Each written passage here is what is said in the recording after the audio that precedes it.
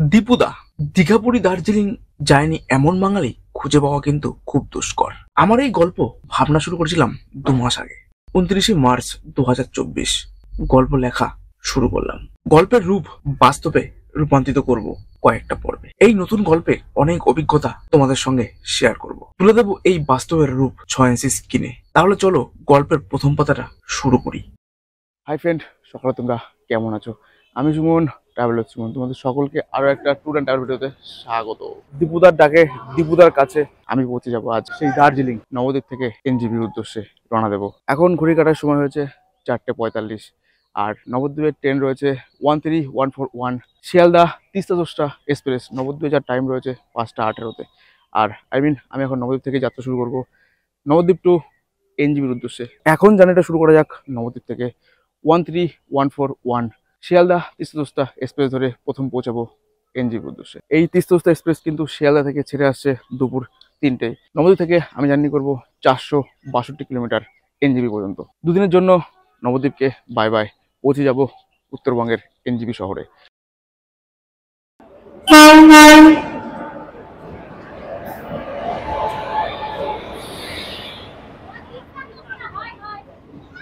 নির্ধারিত টাইমের থেকে 4 মিনিট লেটে এসে পৌঁছ করলো নবদ্বীপ ধাম স্টেশনে। আর আমার বগি রয়েছে S2-তে, S1 S2। আর সেই সঙ্গে শিয়ালদা ছাড়ার পরে এই ট্রেন কিন্তু নবদ্বীপ ধামে 111 কিলোমিটার যাত্রাপথ শেষ করলো। তো চলো বাকি কথা ট্রেনে যেতে হচ্ছে ট্রেনে এখন। আর আজকে আমার সঙ্গে রয়েছে পল্লব। এই যে পল্লব ব্যারাকপুর থেকে আগত, কিন্তু আগে থেকে উঠে গেছে কোচ।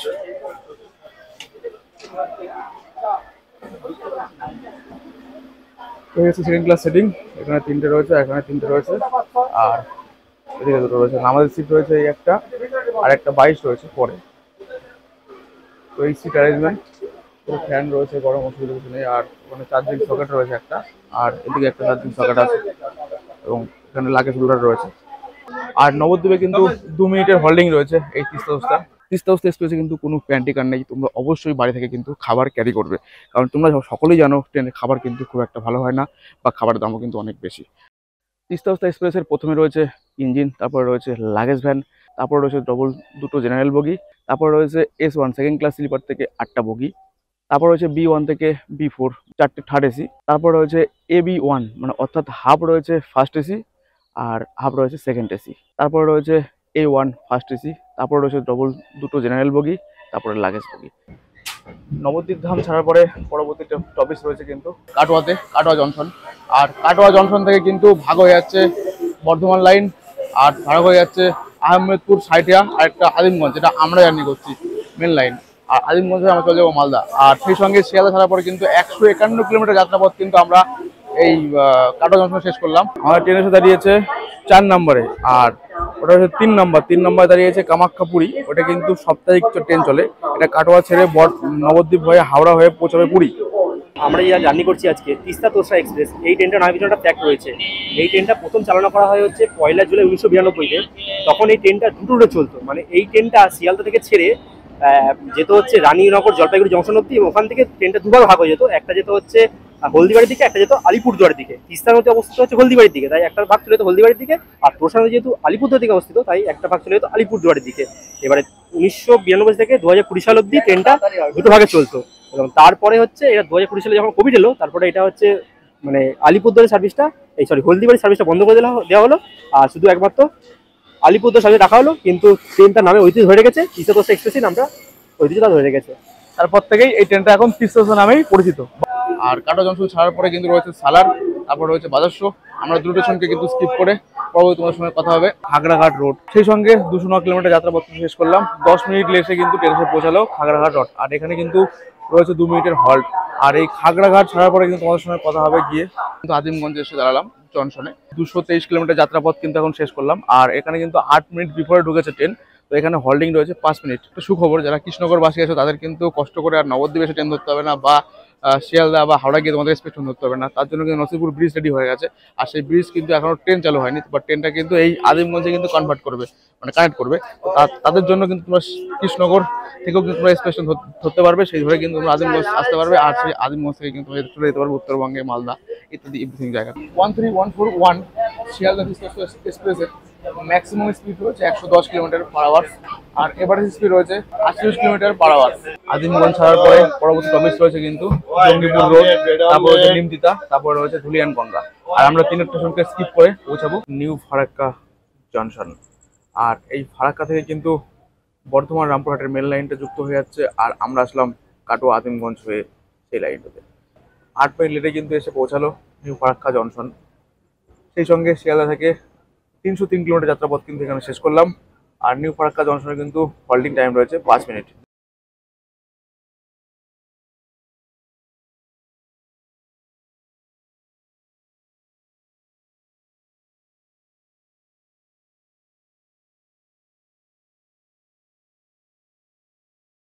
রাতের ডিনার এটা রয়েছে পোলাও, মানে পুষ্পান্ন, রয়েছে ঘুগনি, রয়েছে রুটি, রয়েছে কলা, রয়েছে দইয়ের হাঁড়ি, এখানে রয়েছে এই যে মিষ্টি আর পেঁয়াজ, চামচ, লঙ্কা।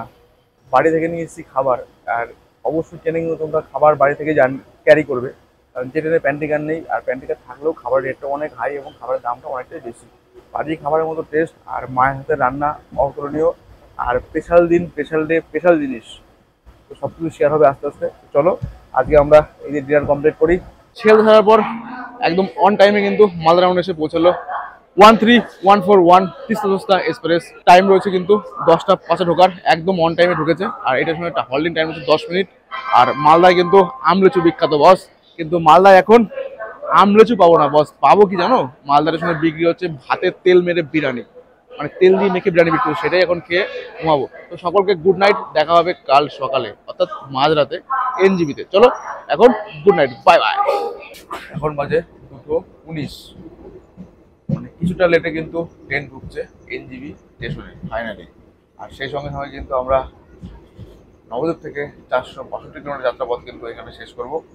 আর শিয়ালদা থেকে এনজিবি অব্দি 573 কিলোমিটার যাত্রাপথ কিন্তু আমরা এখানে শেষ করব।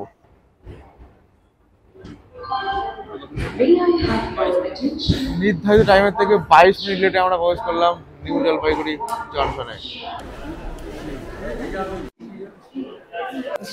05 Dr. Ambedkar Nagar Kamakhya Express.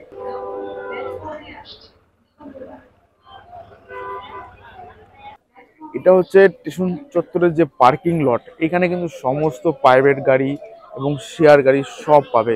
এই যে তোমরা এটা দেখতে পাচ্ছ, এই যে 1 নম্বর থেকে বেরিয়ে এসে তোমাদেরকে এখানে আসতে হবে। এইটা হচ্ছে মেন এন্ট্রান্স, বা এরকম ওভারব্রিজ কিন্তু পরপর 3খানা রয়েছে। তো এখন মাঝখানেটা বন্ধ আছে, মাঝখানে বিল্ডিং এর কাজ চলছে বলে, তো এখন সবাই এটা দিয়ে আসছে। আর এখানে নামার পরে কিন্তু টোটাল ড্রাইভারে কিন্তু দীপুদার ডাকে, দীপুদার কাছে, দীপুদার শহরে কিন্তু খুব সহজে আমি পৌঁছে গেছি তোমাদেরকে সাথে। তো চলো আজ কিন্তু ঘুরে বেড়াবো জঙ্গলের মধ্যে, থাকবে দার্জিলিং এর এক নতুন চমক। আর আমি কিন্তু এখন দাঁড়িয়ে রয়েছি এনজিবি স্টেশনের বাইরে, মানে এনজিবি মতলব হচ্ছে যেখান থেকে আমরা নর্থ বেঙ্গলকে ডিভাইড করতে পারবো, যেখান থেকে আমরা চলে যেতে পারবো গ্যাংটক, দার্জিলিং, ইস্ট সিকিম, নর্থ সিকিম, সব কিছু কিন্তু আমরা এই এনজিবি থেকেই ডিভাইড হয়ে যাব। আর এই এনজিবি থেকেই কিন্তু সমস্ত শেয়ার কার কিন্তু এখান থেকে পাওয়া যাবে দার্জিলিং যাওয়ার জন্য, গ্যাংটক যাওয়ার জন্য, কোনো সমস্যা নেই। মানে এটাকে আমরা একটা বলতে পারি নর্থ বেঙ্গলের একটা পপুলারিটি জায়গা। বাট এখান থেকে কিন্তু নর্থ বেঙ্গলের সমস্ত জায়গা তোমরা ভিজিট করতে পারবে, তেমন একটা দৃশ্য এখানে রয়েছে। এবং এনজিবি থেকে কিন্তু তোমরা টয় ট্রেন করে দার্জিলিং ভ্রমণ করতে পারবে, তারও কিন্তু একটা ভিডিও আমি বানাবো খুব তাড়াতাড়ি।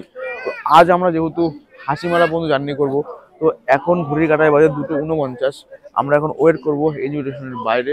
এখান থেকে আমাদের ট্রেন রয়েছে টুরিস্ট বিস্তারম যে এক্সপ্রেস, সেই এক্সপ্রেস করে কিন্তু জঙ্গলের বুক চিরে সেবক ব্রিজের উপর দিয়ে এবং তিস্তা নদীকে সাক্ষী রেখে আমরা কিন্তু এক এক করে পৌঁছাবো হাসিমারা স্টেশনে। আপাতত ঘন্টা 3 জন্য এনজিবির 1 নম্বর প্ল্যাটফর্মের ওয়েটিং লাউঞ্জেই আজকের আস্থানা। এখন ঘন্টা 3 ঘুমাবো। সকাল 7:20-তে ট্রেন রয়েছে টুরিস্ট ভিস্তারম এক্সপ্রেস।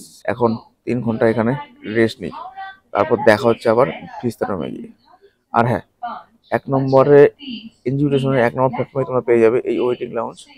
1 ঘন্টা বুক করলে 50 টাকা। যদি তোমরা একবারে বুক করো তাহলে ফার্স্ট ঘন্টাটা 50 টাকা নিচ্ছে, পরবর্তী ঘন্টাগুলো 20 টাকা করে। তো তোমরা হয়তো 3 ঘন্টা বুক করলে তাহলে 50 আর 40, 2 ঘন্টার জন্য 20 টাকা, 20 টাকা 40 টাকা, তাহলে 90 টাকা কিন্তু তোমরা 3 ঘন্টা হয়ে যাচ্ছে। আর ওয়েটিং লাউঞ্জে কিন্তু পরিষ্কার পায়খানা বাথরুম একদম রয়েছে ঝাঁচকচকে, তোমরা এখান থেকে করে নিতে পারো। আর এর মধ্যে ট্রেনের খবর হচ্ছে কোনো ভয় নেই, এখানে বসে রেস্ট নিতে পারো। ভিআইপি রিল্যাক্সে দেখতে পাচ্ছি আমি বসে গেছি। তো এখানে আপাতত রেস্ট নেব, আমার মতো অনেক যাত্রী রয়েছে।